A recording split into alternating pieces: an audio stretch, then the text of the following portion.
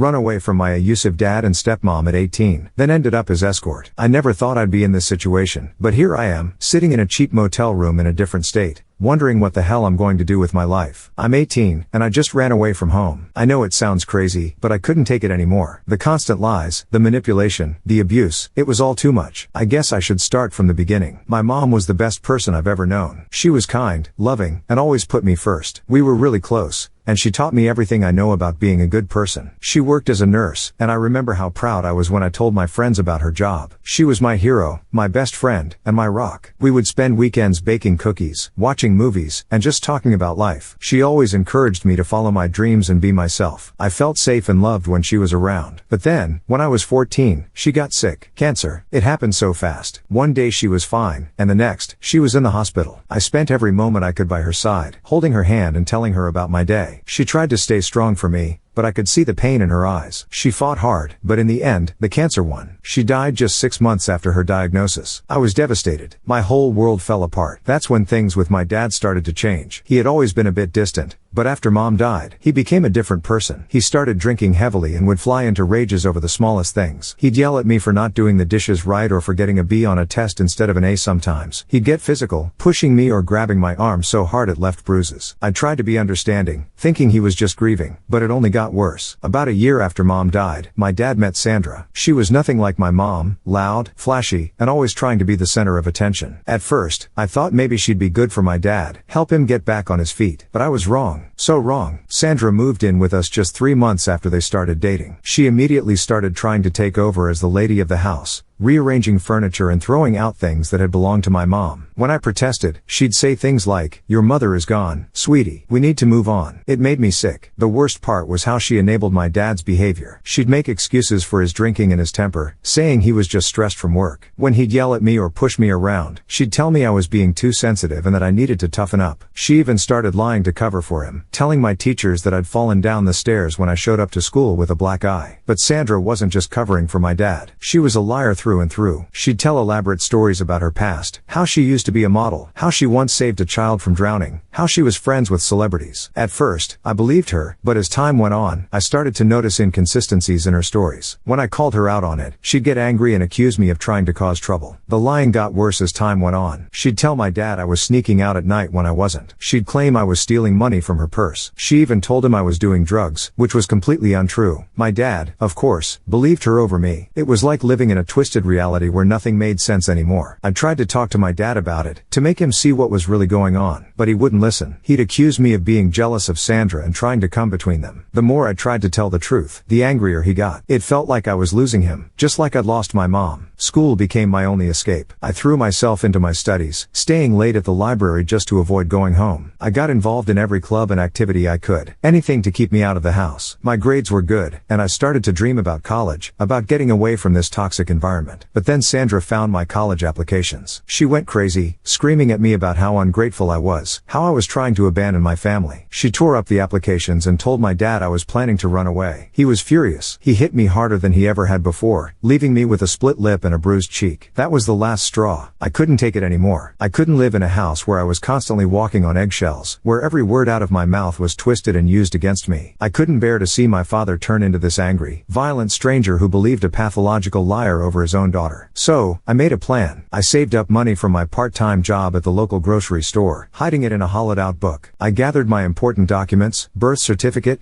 social security card, high school transcripts. I packed a bag with clothes and essentials, and I waited for the right moment. Last night, while my dad and Sandra were out at a party, I left. I took a bus to the next state over, and now I'm here in this motel room, trying to figure out what to do next. I have some money saved up, but it won't last long. I don't have any relatives I can turn to. My mom was an only child, and my grandparents are all gone. I know running away isn't the answer, but I didn't know what else to do. I couldn't stay in that house anymore. I couldn't keep living with the lies and the abuse. I miss my mom so much. I wish she was here to tell me what to do, to hold me and tell me everything will be okay. I'm scared. I don't know where I'm going to go or what I'm going to do, but I know I can't go back. I'd rather be homeless than go back to that house. I just needed to get this off my chest. If anyone has any advice or has been in a similar situation, I could really use some help. Thank you for reading this far. Update: it's been 3 months since I ran away from home, and a lot has happened. I wish I could say things got better, but the truth is, they got worse before they started to improve. I made some mistakes, got into a dangerous situation, but I'm finally finally starting to see a glimmer of hope. After my last post, I spent a few days in that motel, trying to figure out what to do next. My money was running low, and I knew I couldn't stay there much longer. I was walking around the town, looking for any places that might be hiring, when I met Kyle. Kyle seemed like a godsend at first. He was a few years older than me, good looking, and so charming. I was sitting in a park, feeling pretty hopeless, when he came up and started talking to me. He could tell something was wrong, and I ended up spilling my whole story to him. He listened, seemed genuinely concerned, and then offered to help me. He said he had a spare room in his apartment and that I could stay there while I got back on my feet. I know it was stupid to trust a stranger like that,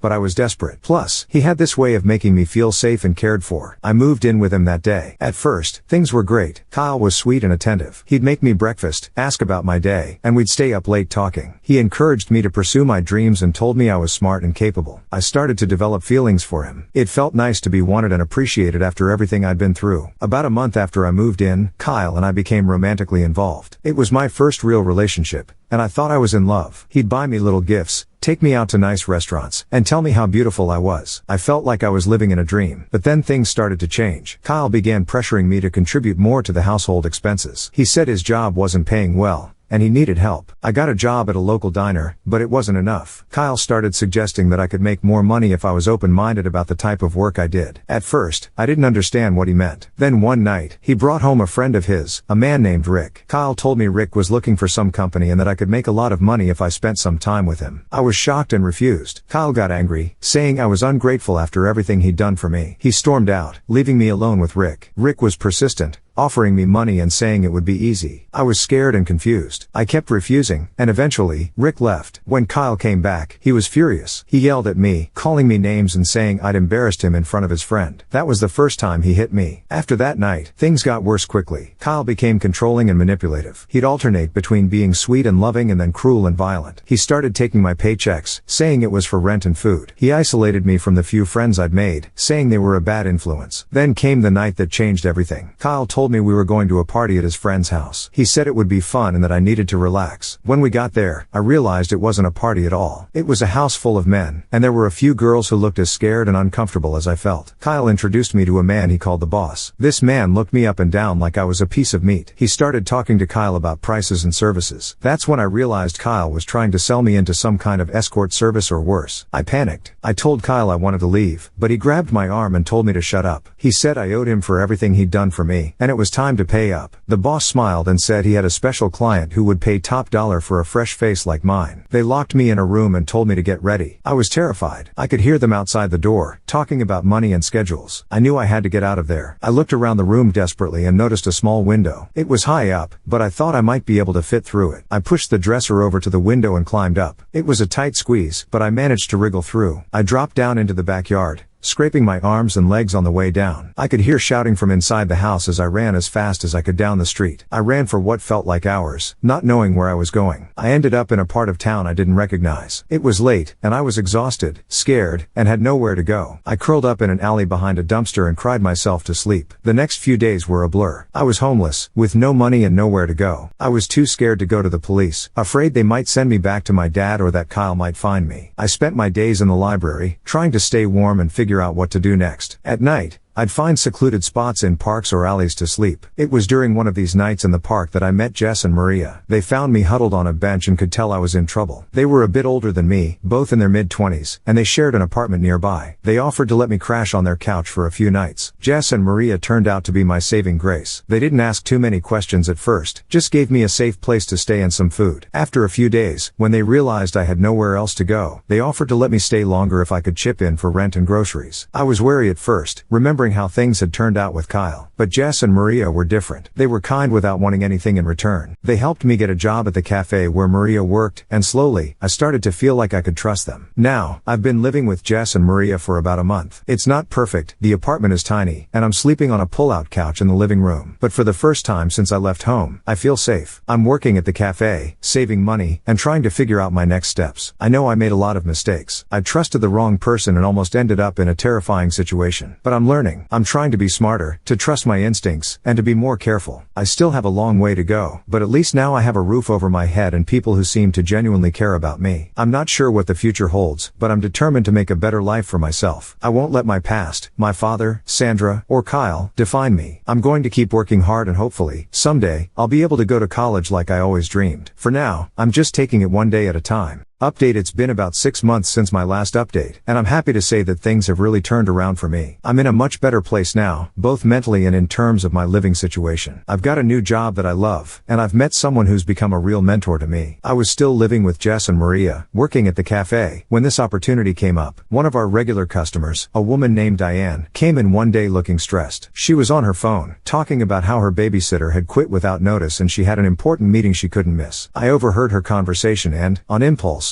offered to help. Diane looked at me skeptically at first, but she was desperate. She asked me a few questions about my experience with kids. I used to babysit for neighbors back home, and then she agreed to let me watch her son, Max, for the afternoon. I was nervous, but I figured it couldn't be harder than dealing with difficult customers at the cafe. Max turned out to be a great kid. He was 7 years old and full of energy. We spent the afternoon playing board games, drawing, and reading stories. When Diane came home, she was impressed by how well things had gone. She asked if I'd be interested in babysitting regularly, and I jumped at the chance. Over the next few weeks, I started spending more and more time at Diane's house. I learned that she was a successful businesswoman who had recently gone through a divorce. She ran her own marketing firm and was always busy with work. Max was a sweet kid who clearly adored his mom but needed more attention than she could always give. As I spent more time with them, Diane and I started to talk more. She asked about my background, and slowly, I opened up to her about my family situation and how I'd ended up on my own. I was nervous about telling her everything, afraid she might judge me or not want me around her son anymore. But Diane surprised me. She was understanding and sympathetic. She told me she admired my courage for leaving an abusive situation and trying to make it on my own. One day, Diane came home early and found me helping Max with his homework. She watched us for a while, and then she asked me about my own education. I told her about how I'd always loved school and had dreamed of going to college before everything fell apart. Diane got this thoughtful look on her face and asked if I'd be interested in doing some part-time work at her office. I was hesitant at first. I didn't have any experience in an office setting,